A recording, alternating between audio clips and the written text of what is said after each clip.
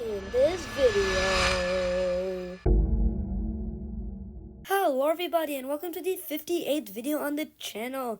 We're back with another trigonometry lesson, and I think that's all I have to say. We're approaching 60 videos, and please make sure to like, subscribe, and hit that notification button for more awesome videos just like this.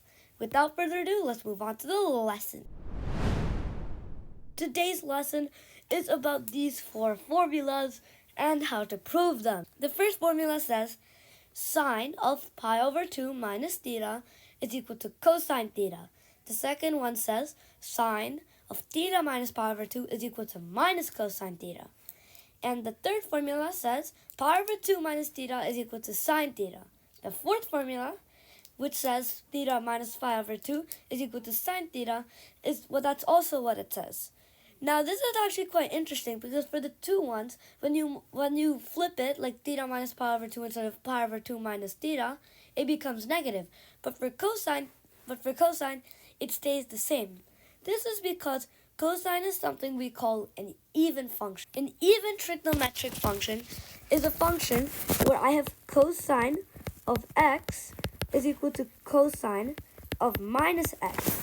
Now cosine of pi over 2 minus theta, if you multiply that by -1, you get cosine of theta minus pi over 2, and that just proves that it's an even function. But sine theta is something we call an odd function, where you have sine of negative x is equal to negative sine of x. This shows us because when you do the same thing, the result becomes negative. So that's pretty much about it. And I think it's time we move on to proving this. Now, yet again, the proofs revolve around the sum of the sum of sines and the sum of cosines.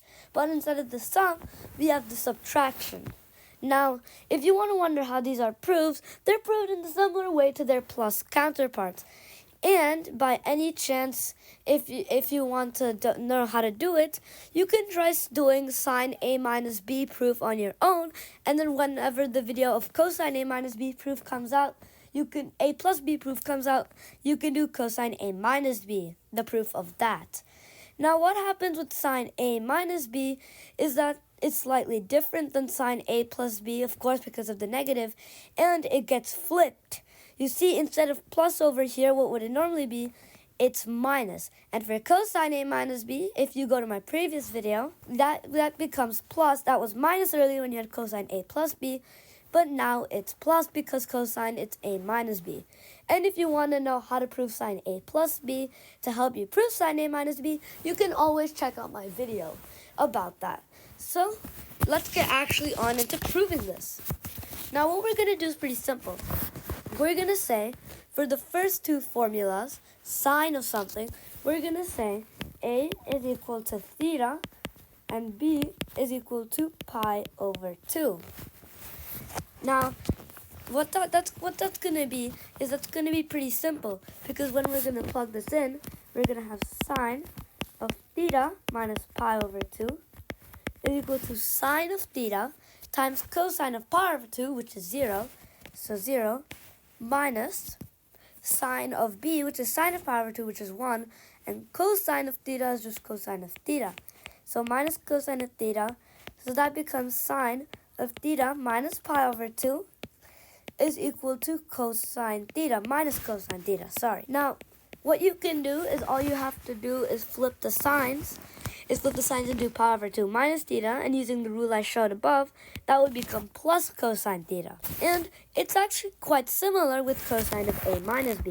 If we do the same thing, cosine of theta minus pi over 2, say a is theta, b is pi over 2, we have cosine of a, which is cosine theta, but cosine of b, which becomes 0, so that's not there, 0, plus now sine of pi over 2 is 1, and sine of theta is just sine theta. So we have cosine of theta minus pi over 2 is equal to sine theta, and the same thing happens if you flip the signs because cosine theta is an even function. Thank you so much for watching, and see you in the next one. Bye-bye.